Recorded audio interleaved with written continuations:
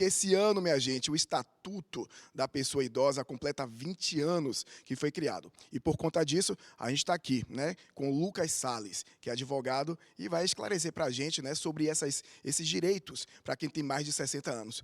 Lucas, muito obrigado pela sua presença, né, o advogado está aqui para tirar, né, todas as nossas dúvidas. Mas eu já queria começar falando com você sobre essa alteração mesmo, né, do nome da legislação, que era o Estatuto do Idoso, né, e acho que de 2018 para cá começou a ser o Estatuto da Pessoa Idosa. Né? Onde tem aí essa diferença? Por que foi feita essa alteração? Boa tarde, Léo. Gostaria de agradecer ao convite e também cumprimentar os telespectadores aqui presentes, que estão acompanhando. Olha só, essa modificação veio por meio de uma lei, a Lei 3646 de 2019, que modificou, no caso, o que era o Estatuto do Idoso para o Estatuto da Pessoa Idosa. E essa modificação, ela não é apenas uma modificação semântica, mas é também uma modificação simbólica. Porque você utilizar o termo pessoa é até uma forma combativa de você afastar ou tentar afastar a desumanização que muitas vezes o idoso é tratado. O preconceito também, né? Exatamente. Ah, entendi. Exatamente. Entendi. Então, por conta disso que houve essa alteração, porque muitas vezes o texto tem o intuito de combater e modificando até o nome da lei, por mais que seja uma forma simbólica, mas também uma forma de demonstrar o intuito, o espírito da lei, que é de proteger o idoso.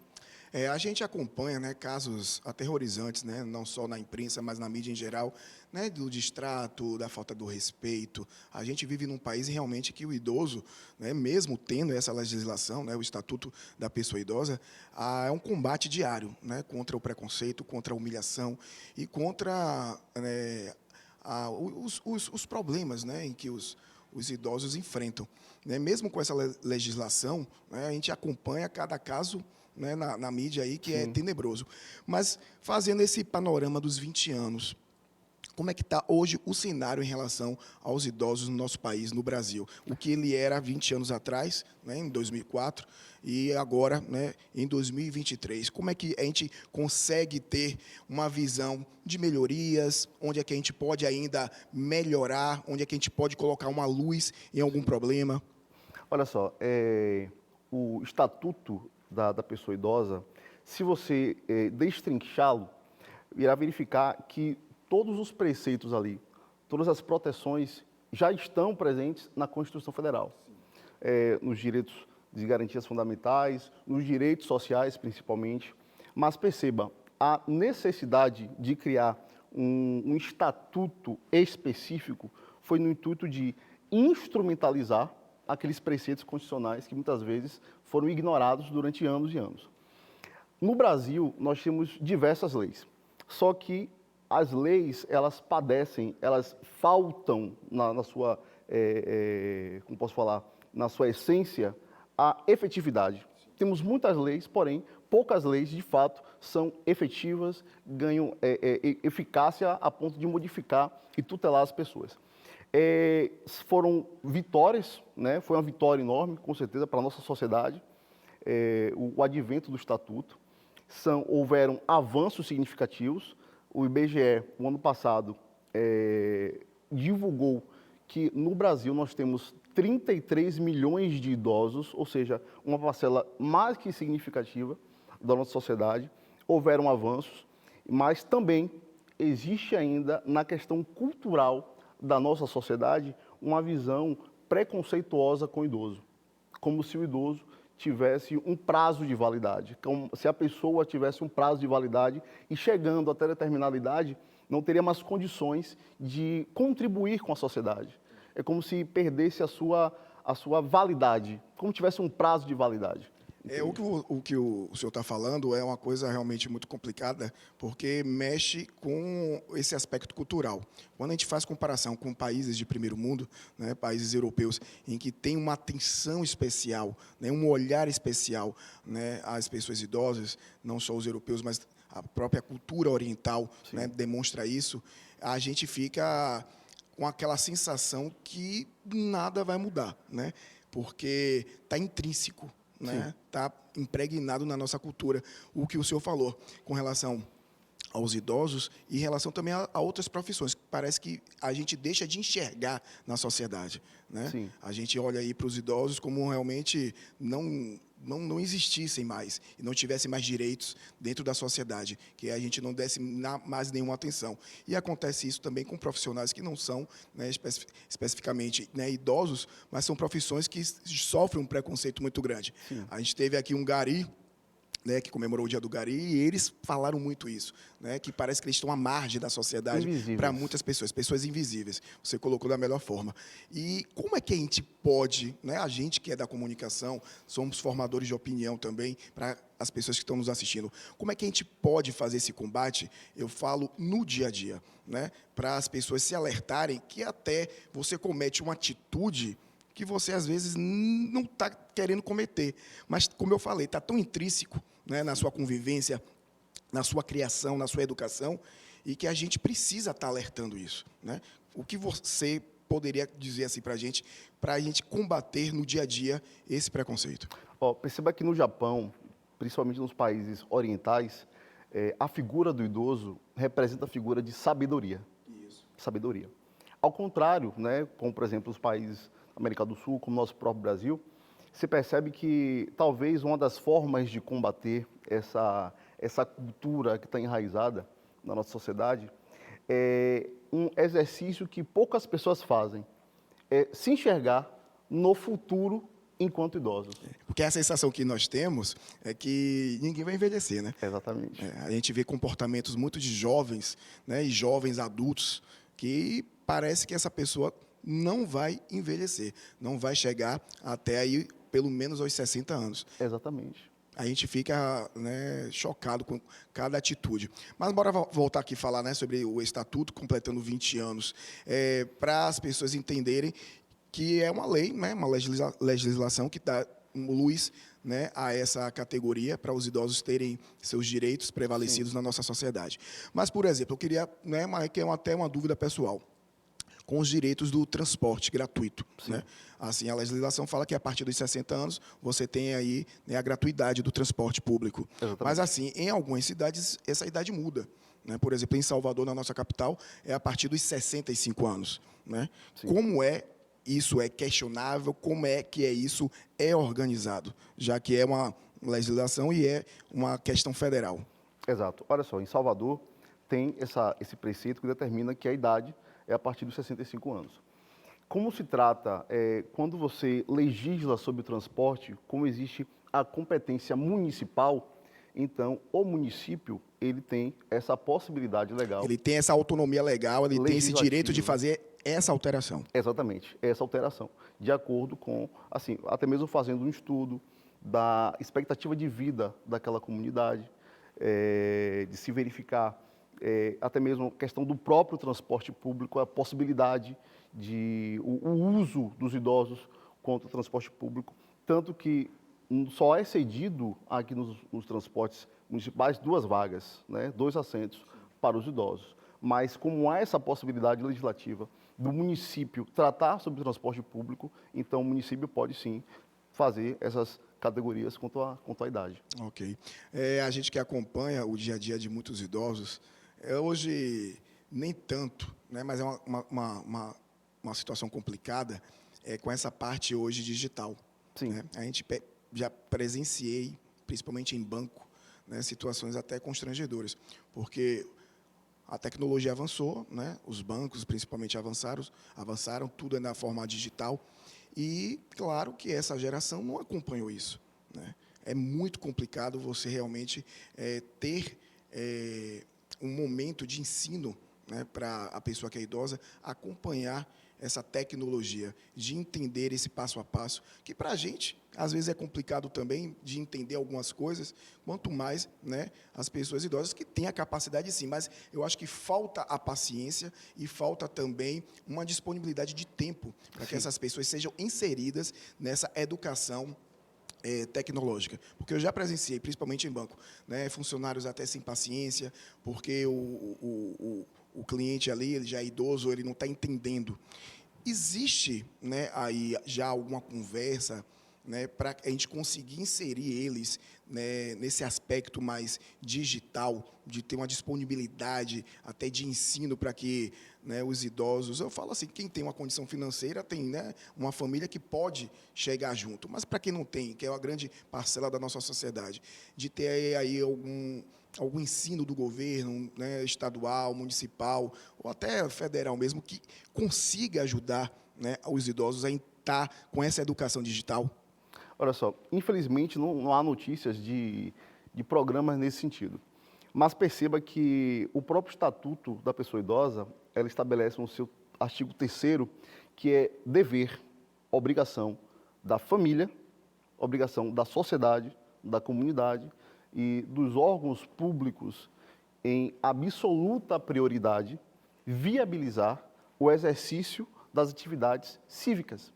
E você E essa é uma delas. essa é uma delas, né? Você exercer a sua atividade civil, de você ter acesso à sua conta, de você, por exemplo, porque até para você... Acaba sendo o famoso direito de ir e vir, né? Exatamente. Porque a partir do momento que você fica dependendo de terceiros Sim. para, né, ter acesso à sua movimentação bancária, aí você perde realmente Exatamente. a sua A liberdade. sua autonomia, a sua dignidade, até mesmo para você fazer um Pix Total. para outra pessoa. Porque para você explicar hoje para um idoso, para alguns idosos que, porventura, não tenham acompanhado essa evolução tecnológica, você explicar a dinâmica do Pix, por exemplo, certo? É algo que muitas vezes é incompreensível até certo ponto. Então, é obrigação da família, é obrigação dos órgãos públicos. Sim. Inclusive, quando falo órgãos públicos, eu me refiro aos entes municipal, estadual, federal, no intuito de inserir e trazer dignidade a esses idosos que muitas vezes estão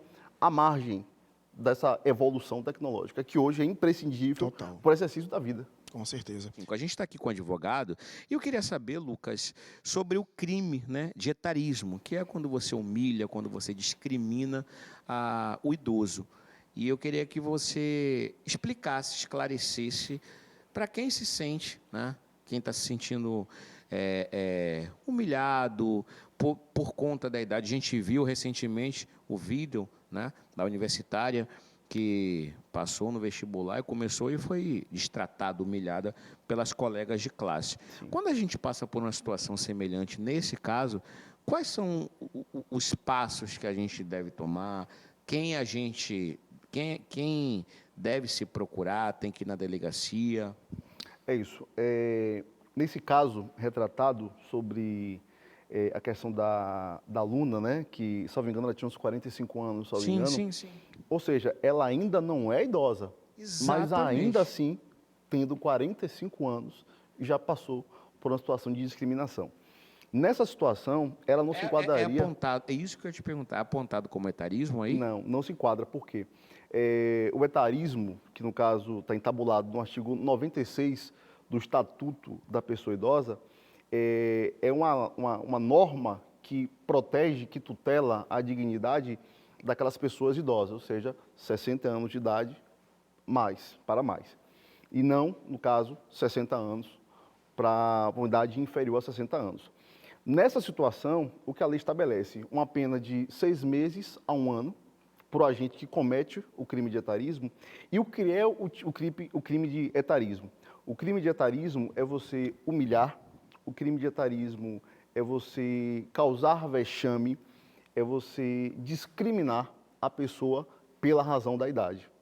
Então, as pessoas que, porventura, estejam passando por uma situação, por um quadro, sendo vítima de um crime dessa natureza, devem procurar a Delegacia do Idoso, que fica ali na região dos Barris. Ir lá, noticiar o fato, e há um acréscimo da pena, no caso de 6 anos a 1 ano, 6 meses a 1 ano, e um acréscimo de 1/3 se esse crime estiver sendo cometido pela pessoa responsável pelo idoso. Pronto. Agora me diz uma coisa. Eu estava recebendo aqui, tá, uma situação quando, por exemplo, a gente vê muitos casos de idosos que, na verdade, agridem, né, a outras pessoas, já se baseando nessa lei da questão do etarismo, como também, né, a gente vê muito às vezes viraliza algum vídeo de um idoso que está partindo para cima. Nesse caso, como se defender? Como uma pessoa pode se defender? Agora eu já estou revertendo a situação, né? Na verdade, eu sou humilhado, eu sou agredido por um idoso. Qual o primeiro passo que você tem que tomar? O fato do idoso redundantemente ser idoso não o exclui da possibilidade de ser responsabilizado criminalmente. Primeiro ponto é isso.